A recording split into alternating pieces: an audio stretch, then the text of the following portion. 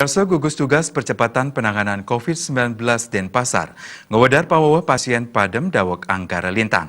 Sesios punika ring kota Denpasar talar wenten pawawa kasus terkonfirmasi biwah pasien sane kejantenang kenak. Manut juru bicara GTPP COVID-19 Denpasar Idewo Gederai, satios adiri pasien sane kejantenang padem, talar wenten 3 likur pasien sane kejantenang kenak, miwah 13 diri pasien saking sia wawidangan desa kelurahan, kejantenang terkonfirmasi kasus anyar. Mempaiketan ring kasus padem, diurain latarang, pasien wantah anak istri mayuse seket 4 warse, sane meneng ring kelurahan Pemecutan. Pasien kejantenang positif daweg 6 likur September kali tali kali dase, miwah kejantenang padem daweg 9 likur Oktober lintang.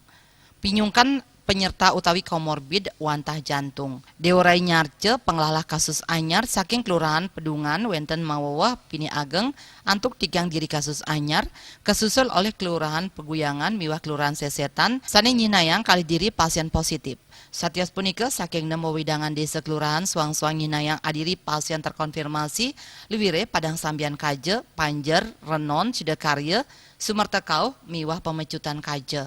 Antuk kumulatif kasus positif sampun 3 tali satak pitung dase kutus diri.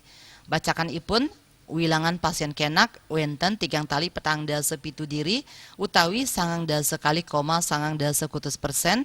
Pasien padem wenten pitung dase pitu utawi kali koma 1% miwah sane kantun ngemargiang perawatan wenten karoblah nanggu 4 utawi 4,6 dase pitu persen. Ipun ngaptiang stateng utamayang ngemargiang prokes antuk stateng ngawigunayang masker ngwajikin tangan ring toye sane mambah antuk sabun nyaga jarak miwah sampunang mapupul. Asmara Putra Bali Pos Nguningayang.